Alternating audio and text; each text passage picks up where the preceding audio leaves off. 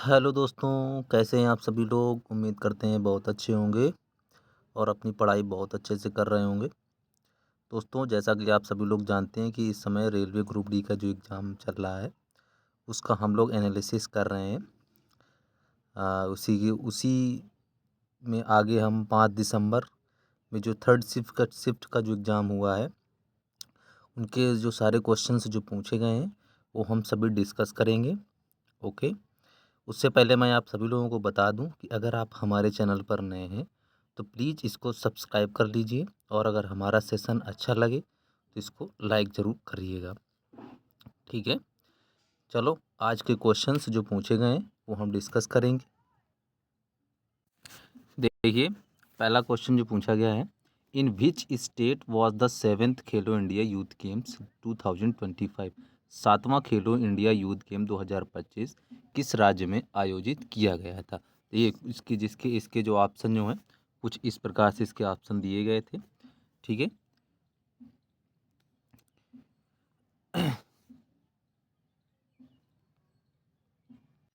देखिए इसके अतिरिक्त हम कुछ फैक्ट जान लेते हैं। तो 7वें खेलो इंडिया यूथ गेम्स 2025 का उद्घाटन समारोह पटना के पाटलिपुत्र स्पोर्ट्स कॉम्प्लेक्स में आयोजित किया गया था।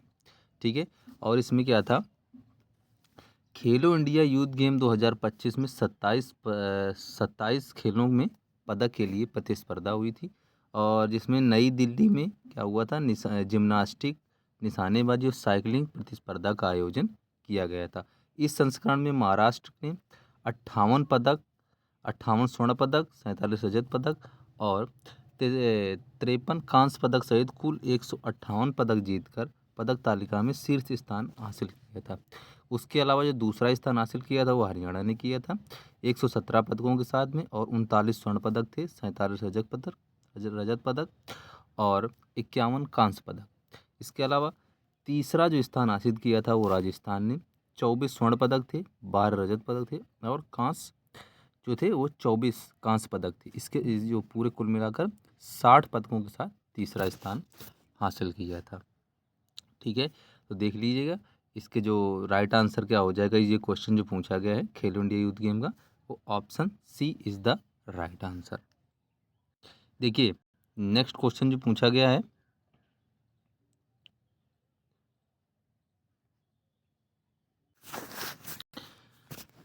क्वेश्चन है 2025 के इंडिया ओपन बैडमिंटन टूर्नामेंट में पुरुष एकल मींस मेन सिंगल का खिताब किसने जीता था?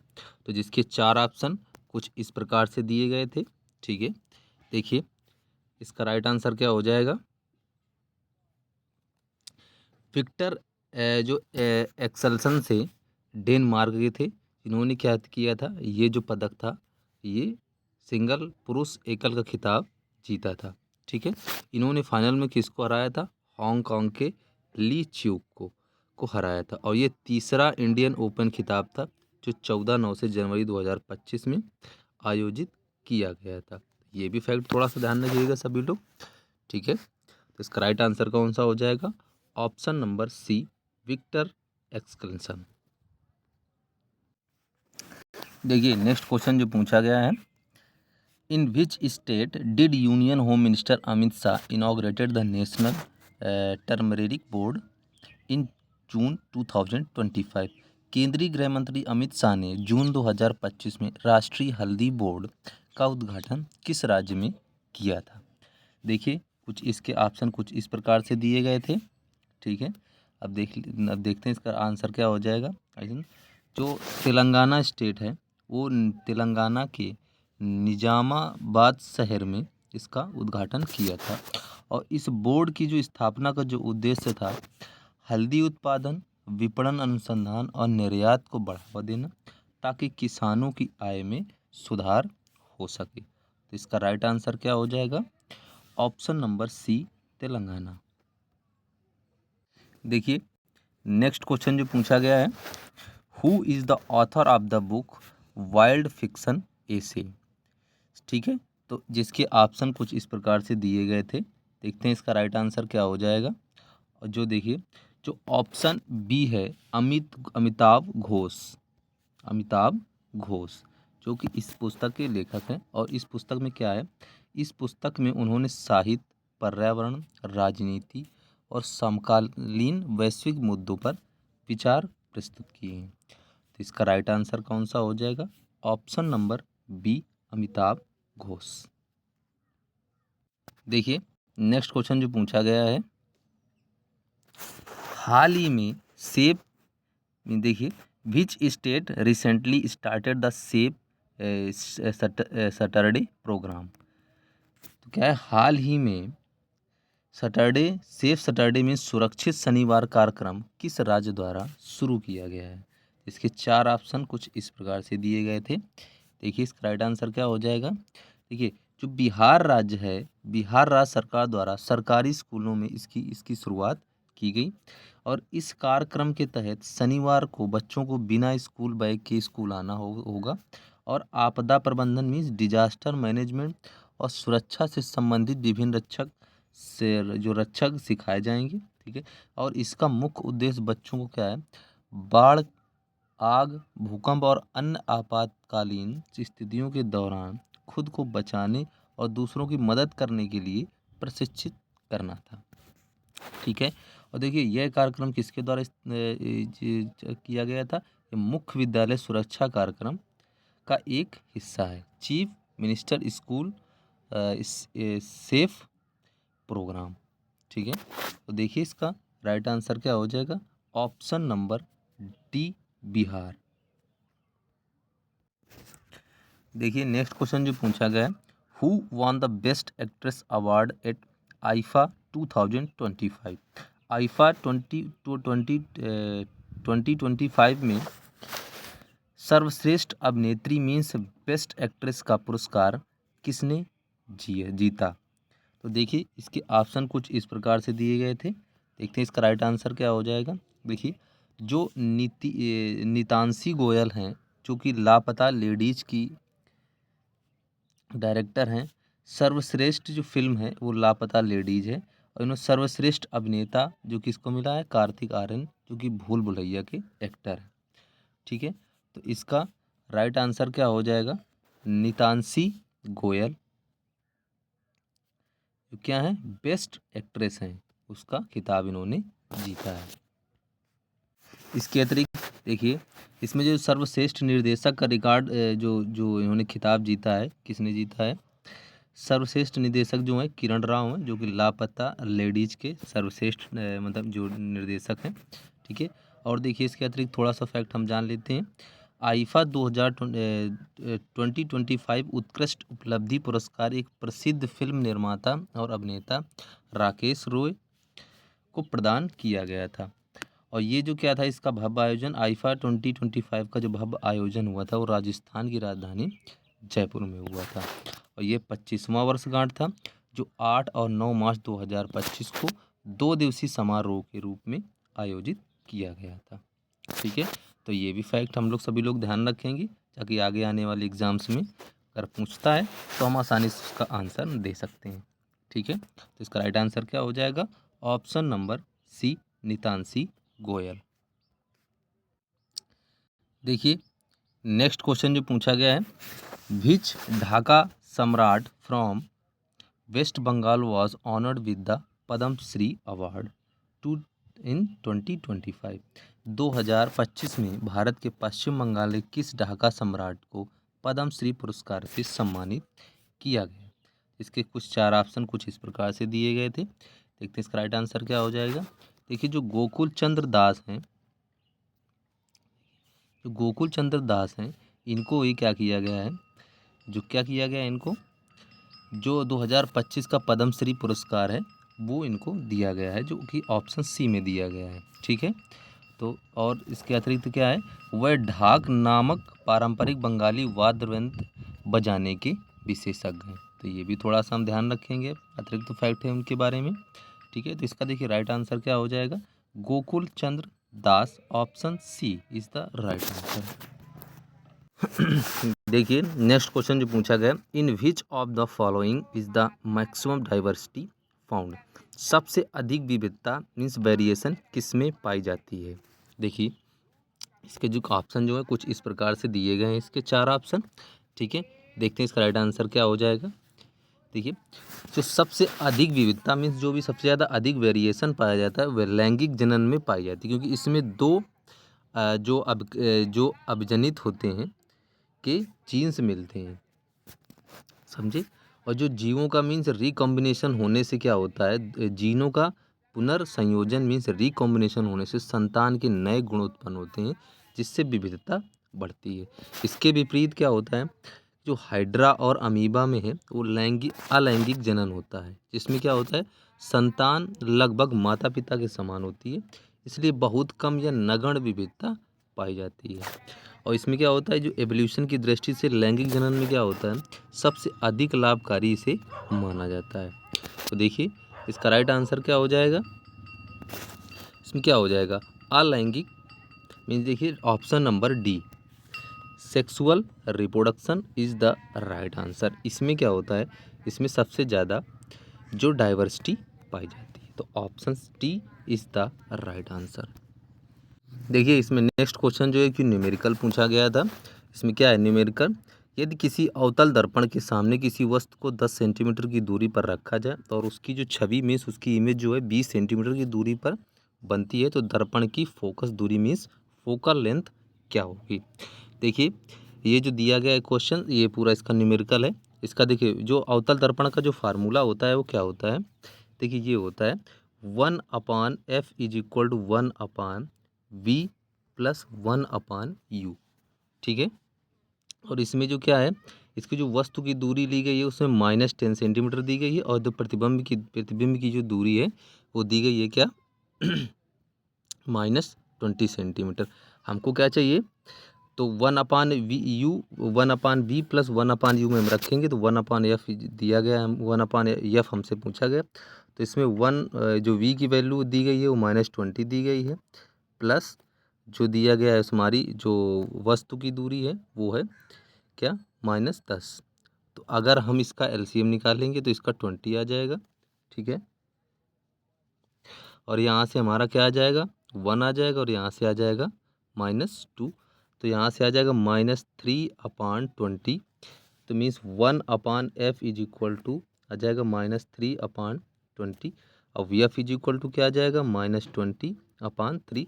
जब इसको हम डिवाइड करेंगे तो हमारा जो आंसर निकल के आ जाएगा वो 6 पॉइंट समथिंग निकल के आएगा, 6.67 सेंटीमीटर। तो ये माइनस में आएगा, तो इसका मतलब क्या है कि जो फोकल लेंथ हमारी हो जाएगी उसकी जो डिस्टेंस हो जाएगी वो कितनी हो जाएगी, -6.67, जो कि ऑप्शन बी में दिया गया है। तो यही इसका राइट आंसर हो जाएगा, ठीक है,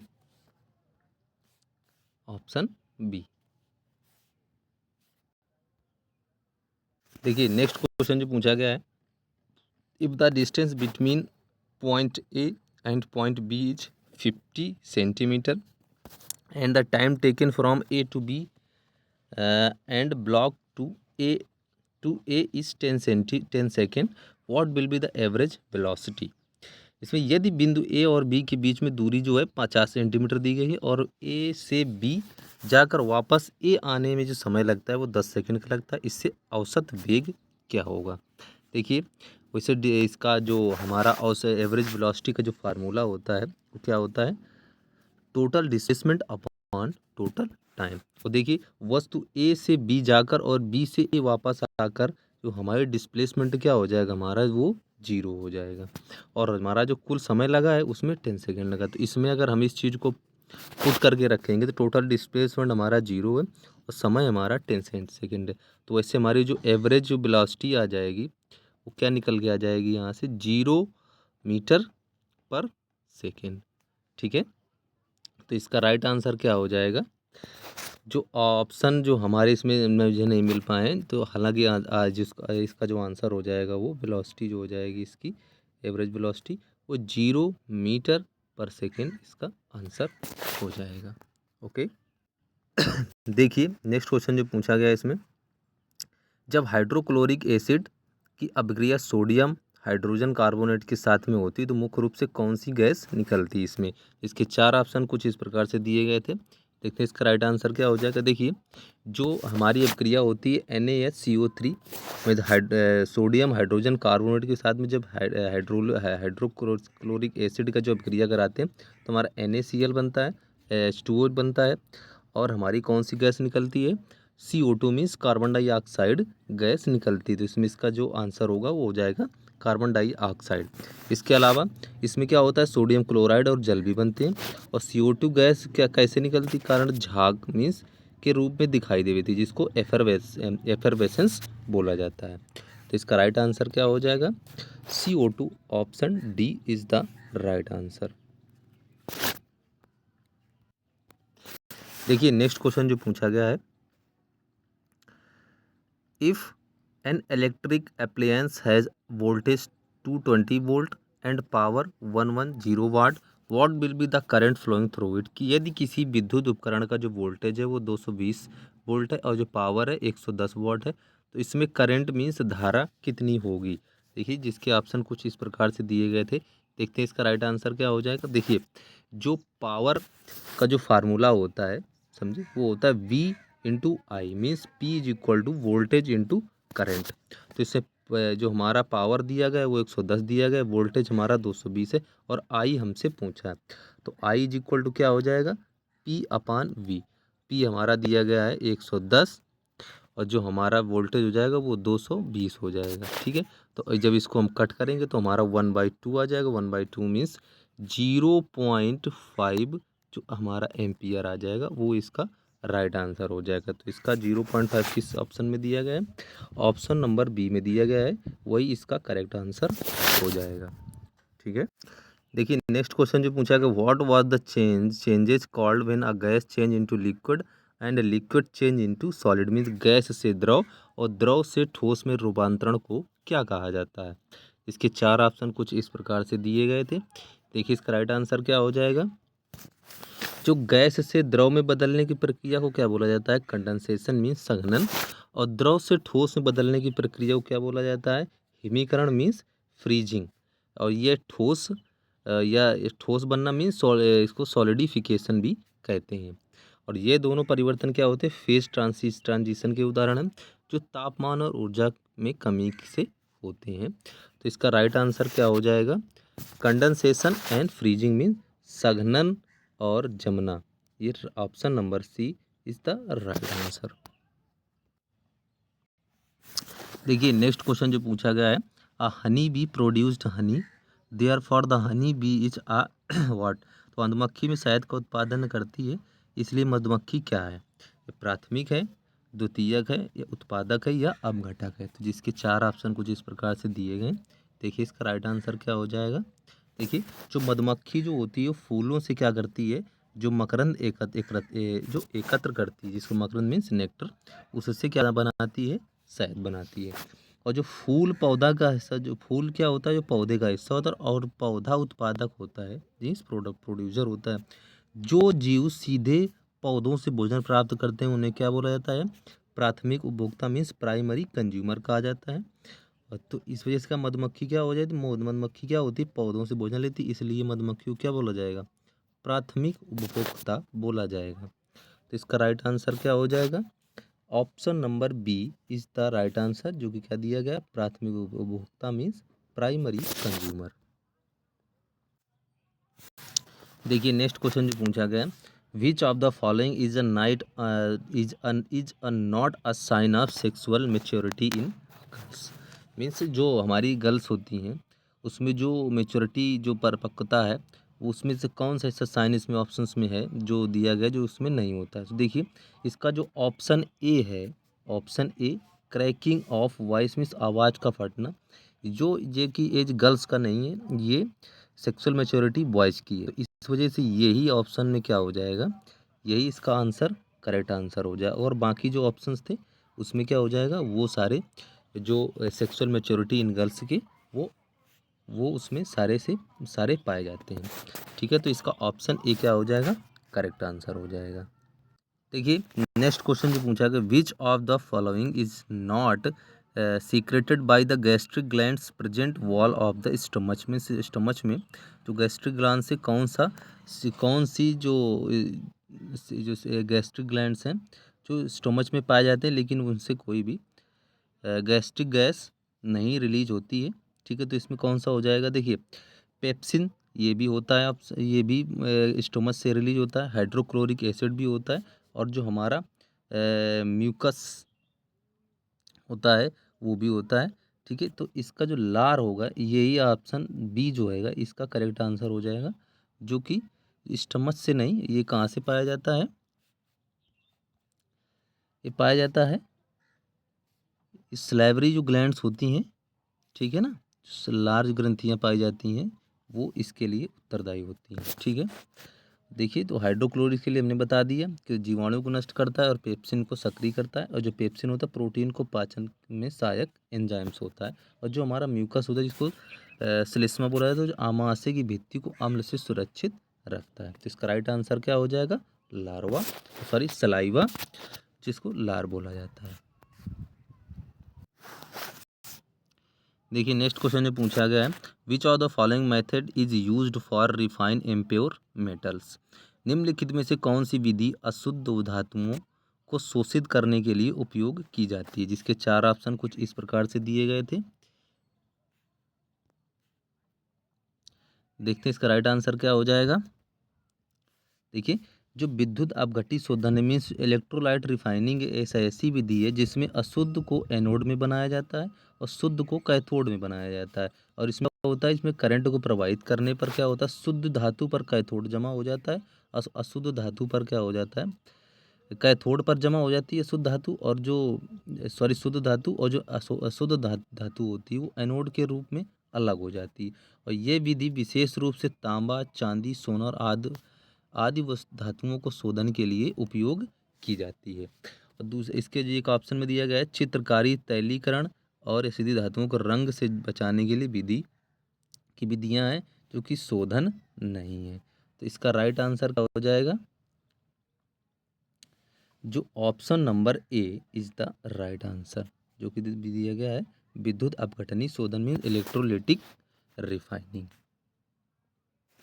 देखिए, नेक्स्ट क्वेश्चन जो पूछा गया है, what is the formed when an acid react with metals? Means जो एसिड और का रिएक्शन मेटल के साथ होता है तब क्या बनता है? देखिए, जिसके चार ऑप्शन कुछ इस प्रकार से दिए गए थे। देखिए, इससे क्या होता है, जब कोई एसिड मीन्स अम्ल मेटल के साथ अभिक्रिया करता है तो मुख्य रूप से लवण और हाइड्रोजन गैस में निकलता है, बनती है। और यह विस्थापन अभिक्रिया में डिस्प्लेसमेंट रिएक्शन होती है जहाँ धातु अम्ल से हाइड्रोजन को विस्थापित कर देती है। तो इसका राइट आंसर क्या हो जाएगा? लवण और गैस। ऑप्शन नंबर इसका क्या हो जाएगा? ऑप्शन नंबर सी, जिसको salt and hydrogen gas right answer हो जाएगा इसका। देखिए, नेक्स्ट क्वेश्चन जो पूछा गया है, in a ecosystem temperature, rainfall, air and soil are which type of the following? एक पारिस्थितिकी तंत्र इकोसिस्टम में तापमान, वर्षा और मृदा किस प्रकार के होते हैं? तो ये क्या है हमारे, इसके चार ऑप्शन दिए गए कुछ इस प्रकार से। ठीक है, देखिए इसका राइट आंसर क्या हो जाएगा। देखिए, जो पारिस्थितिकी तंत्र में कारकों को दो भागों में बांटा गया है। ठीक है, इसका पहला हमारा क्या हो जाता है, जीवित घटक होते हैं जैसे पौधे, पशु और सूक्ष्म जीव होते हैं। और दूसरा हमारा क्या होता है, अजैविक मीन्स अबायोटिक होते हैं, जिसमें क्या होता है, निर्जीव, भौतिक और रासायनिक घटक होते हैं। इसमें क्या क्या आता है, तापमान, वर्षा, वायु और मृदा निर्जीव होते हैं, और ये जीवों के जीवन, वृद्धि व वितरण को प्रभावित करते हैं, इसलिए इन्हें अजैविक कारक कहा जाता है। ठीक है, तो इसका राइट आंसर क्या हो जाएगा, जो हमारे क्या दिए गए हैं, इन इकोसिस्टम टेम्परेचर क्या है हमारा, एक अजैविक मीन्स अबायोटिक फैक्टर है, जो कि ऑप्शन डी में दिया गया है।